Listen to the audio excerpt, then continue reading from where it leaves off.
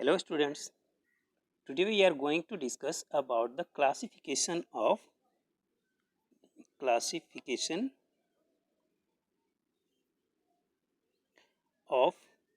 elements and periodicity in properties. This is the new chapter, our third chapter, and we are going to discuss about it.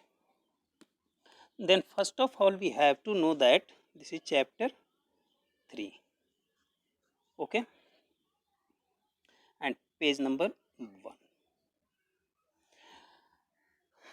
First of all we have to know that what is the need of classification of the elements.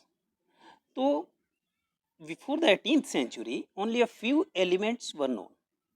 It was quite easy to study and remember the properties of the elements individually. With the passage of time, the number gradually increased and then became very large. At present, approx 118 elements are known, and the process of discovering new elements is not yet over. Okay? When so many elements were discovered, scientists or everybody has a critical problem to know about the characteristics of all the elements, and this is the fact about the classification of the elements. यहाँ से शुरू होता है classification. ज़रूरत क्यों पड़ी? इसलिए कि जब बहुत कम एलिमेंट्स नोन थे तो उस समय तो आसानी से हम उसे क्लियर कर सकते थे, किसी की प्रॉपर्टी जान सकते थे. लेकिन जैसे जैसे समय बीतता गया और बहुत सारे एलिमेंट्स डिस्कवर होते गए तो ये बहुत डिफ़िकल्ट हो गया कि हर एक की प्रॉपर्टी हम एक एक करके याद करें.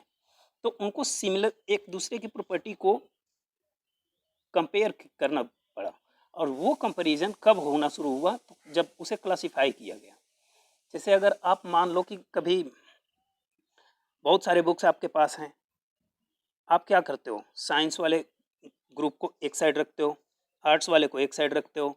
उसमें भी अगर डिवाइड करना चाहते हो, if you have so many chemistry books, so many references and NCERT and different type of books for bio, then you classify each and every one.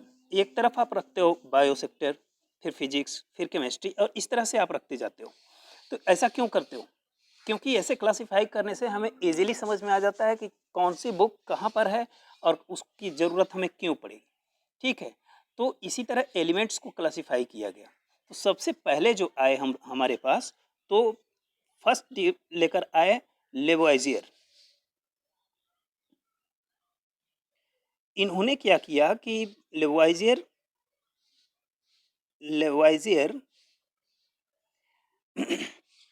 had classified the elements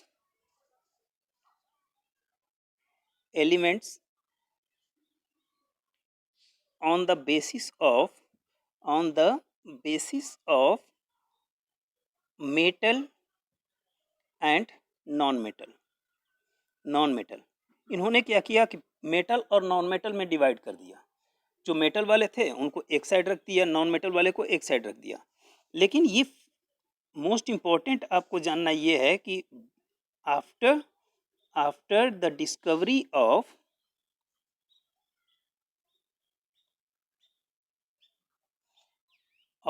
metalloid,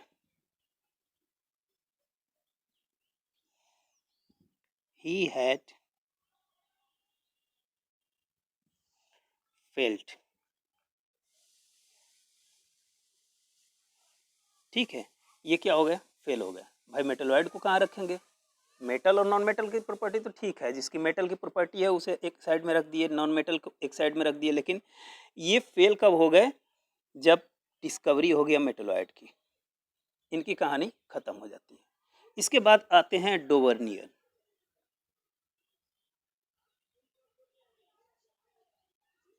डुवर्नियर। तो इन्होंने दिया क्या, triads. Triads तो इन्होंने क्या, triad का मतलब क्या होता है, ग्रुप ऑफ 3 एलिमेंट्स। ट्रायड का मतलब क्या होता है, ग्रुप ऑफ 3 एलिमेंट्स। ठीक है, तो इन्होंने क्या बताया कि अकॉर्डिंग टू, चलो लिखते चलते हैं हम, according to Duvernay triads,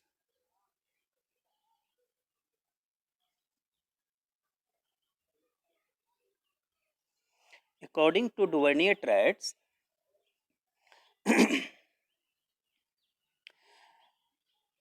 the property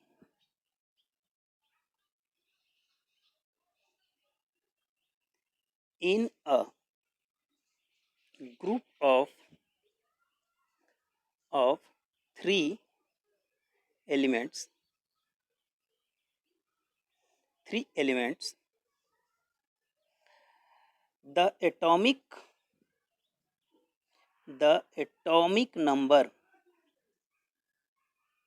atomic mass of the element, of the middle element was nearly the same as the average atomic mass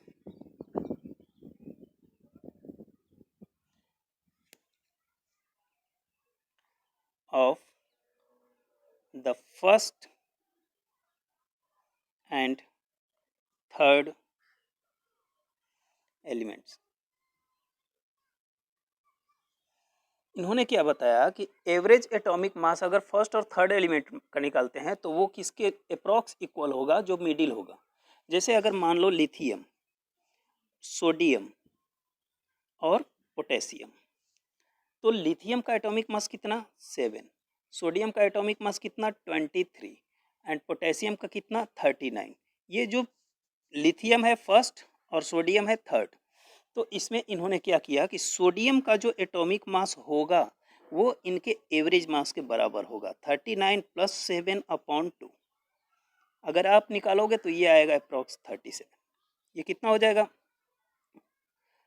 46/2 gives 23। इस तरह से इन्होंने निकालना शुरू किया। जैसे मान लो इन्होंने निकाला क्लोरीन, ब्रोमीन एंड आयोडीन, तो क्लोरीन का एटॉमिक मास कितना हुआ, 35.5, आयोडीन का कितना है, 127, तो ब्रोमीन का कितना होगा, तो ब्रोमीन निकालने के लिए 127 + 35.5/2, ये कितना आ जाएगा, 81.25। मीन्स अप्रॉक्स इसका होता कितना है, 80, मीन्स अप्रॉक्स वैल्यू आएगी, इन्होंने बताया। लेकिन ये क्या हुआ कि इनका भी कुछ लिमिटेशन आ गया। अब इनका लिमिटेशन क्या था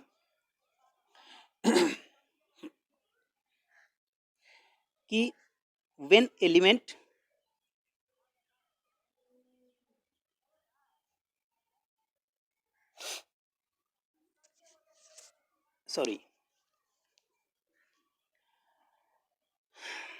he could find the only 3 triads. इन्होंने टोटल 3 ट्रायड्स ही बना पाए और बाकी के एलिमेंट्स को ये अरेंज नहीं कर पाए। He is felt to arrange all elements in triad। Okay, तो इसके बाद आते हैं न्यूलैंड। देखो ये बेसिक चीज़ें हैं जो आपको जानना जरूरी है, ठीक है। तो इसके बाद आए न्यूलैंड। चूंकि इन्हें संगीत का बहुत शौक था, न्यूलैंड्स लॉ ऑफ ऑक्टेव, इन्होंने बताया कि जिस तरह से संगीत के 7 सुर होते हैं, कौन कौन से, सा, रे, ग, म, प, ध, नी, ये 7 सुर होते हैं संगीत के। ये आप लोग तो जानते होंगे, कंप्लीटली जानते होंगे, हमें पक्का यकीन है। तो इन्होंने बताया कि जो 8वां एलिमेंट होगा, 8वां एलिमेंट, उसकी प्रॉपर्टी पहले वाले से रिसेंबल करेगी, सा रे ग म प ध नी, और इसके बाद जो आएगा वो सा होगा। ठीक है, तो इन्होंने क्या किया कि जैसे रखा कि lithium, beryllium, LiBe, BCNOF, then Na, Mg, Al, aluminium, silicon, phosphorus, sulfur, chlorine, then calcium, sorry potassium, and then calcium. अब इनकी प्रॉपर्टी आप अगर चेक करोगे तो इनके आउटर मोस्ट सेल में 1 इलेक्ट्रॉन्स, इनके आउटर सेल में 2 इलेक्ट्रॉन्स, इनके आउटर सेल में 3 इलेक्ट्रॉन्स, इनमें 4, इनमें 5, इनमें 6 और इनमें 7। इसके अकॉर्डिंग इन्होंने अरेंज कर दिया, लेकिन ये भी कहाँ तक गए, कैल्शियम तक गए। इसके बाद इन्होंने आगे नहीं बताया इसके बाद क्या होगा, क्योंकि जैसे ही डिस्कवरी हुआ किसकी, नोबल गैस की, तो इनके अकॉर्डिंग तो फ्लोरीन के बाद सोडियम आ रहा है, जिसकी प्रॉपर्टी रिसेंबल कर रही है लिथियम से, दिस इज लिथियम। ओके, तो लिथियम से रिसेंबल कर रही है, पोटेशियम की प्रॉपर्टी सोडियम से रिसेंबल कर रही है, लेकिन आता क्या है फ्लोरीन के बाद, LiB, BCNOF, इसके बाद नियॉन, वो कहाँ गया, तो यहाँ ये भी फेल हो जाते हैं। ठीक है,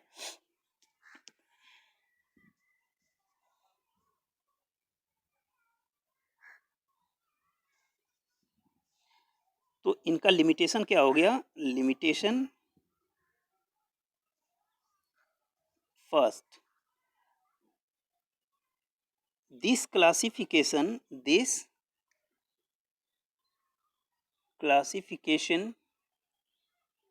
was successful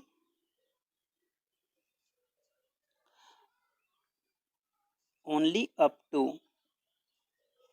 the element calcium, यहीं तक है। आफ्टर दैट क्या हुआ, after that every 8th element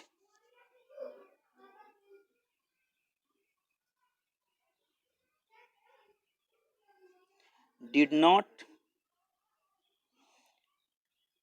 possess the same property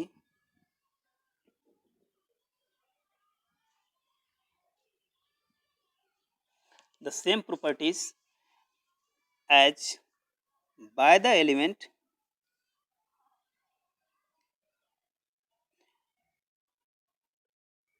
lying above it in the same group। ठीक है, और सेकंड इनका लिमिटेशन क्या हो गया कि when noble gas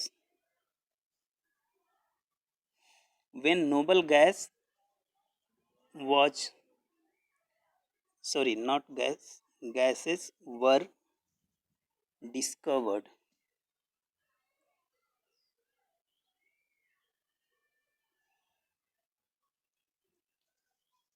a later stage,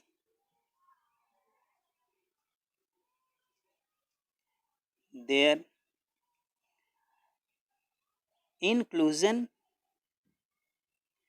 in the table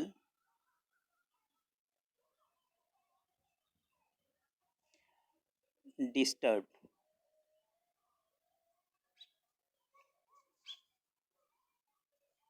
किसको, the entire arrangement.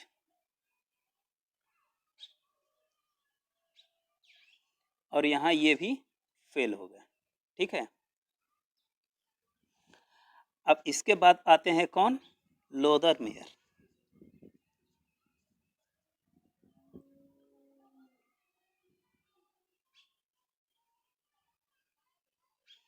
Atomic atomic volume curve. तो लोदरमेयर ने क्या किया कि इन्होंने एक ग्राफ प्लॉट किया।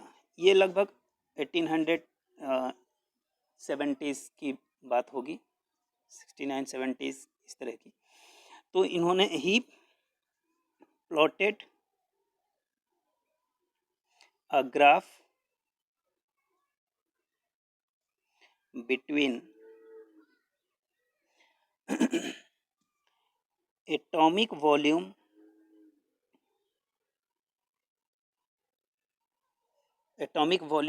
of the elements and their atomic mass। Okay, तो इन्होंने जो ग्राफ प्लॉट किया वो कुछ इस तरह से था।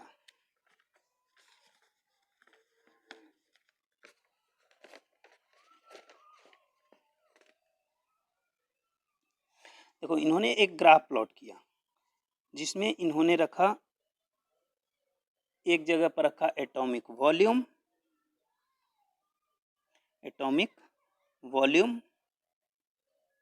और इधर रखा एटॉमिक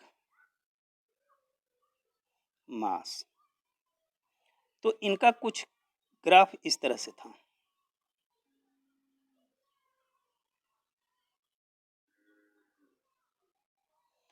ऐसा एक्चुअल नहीं था, थोड़ा सा डिस्टर्ब था। तो इन्होंने क्या किया कि कुछ ऐसे एलिमेंट्स जो इलेक्ट्रोपॉजिटिव एलिमेंट थे उनको रखा पीक पॉइंट पर। पीक पॉइंट पर जैसे आ गए लिथियम, सोडियम, पोटेशियम, रुबिडियम, इनको रख दिया पीक पॉइंट पर। ठीक है। अब जो कंपैरेटिवली इलेक्ट्रोपॉजिटिव एलिमेंट थे उनको रखा डिसेंडिंग पोजीशन पर, इस पोजीशन पर। कंपैरेटिवली का मतलब क्या हुआ कि लगभग इलेक्ट्रोपॉजिटिव होंगे, जैसे मैग्नीशियम हो गया, Mg हो गया, मैग्नीशियम। इसके बाद आ जाएगा कौन सा, कैल्शियम इधर। इसके बाद आ जाएगा स्ट्रोंशियम। और जब डाउनवर्ड पोजीशन इस जगह पर इन्होंने रख दिया दूसरे एलिमेंट्स को, लाइक बोरॉन, कार्बन, और आप ले सकते हो यहाँ पर एक आ जाएगा nickel, rubidium, not rubidium is on the top. Ascending position पर इन्होंने उन एलिमेंट्स को रखा जो इलेक्ट्रोनेगेटिव थे। ये है ascending position, fluorine, chlorine, bromine, iodine, इस तरह से इन्होंने प्लॉट कर दिया। लेकिन यहाँ पर एक डिफिकल्टी ये आ गई कि it is quite difficult to understand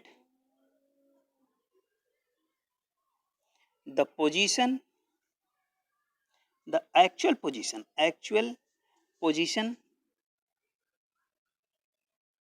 of the elements,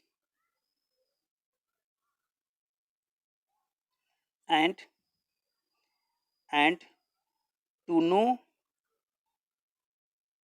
about the characteristics।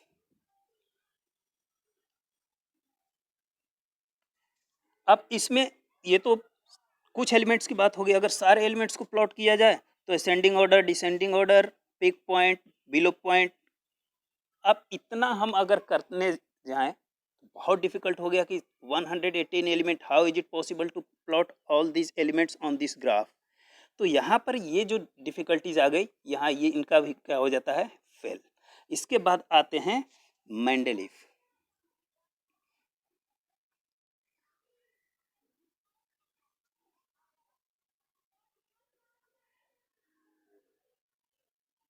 और मेंडेलीव के बारे में हम डिस्कस करेंगे in our next video. Okay, और यही मेंडेलीव का जो पीरियोडिक टेबल है यही बाद में आगे चलता गया। हालांकि इनकी भी कुछ डिमेरिट्स आई हैं, अभी भी हैं, ऐसी बात नहीं है, लेकिन उसके बारे में हम चर्चा करेंगे नेक्स्ट वीडियो में। Okay, thank you.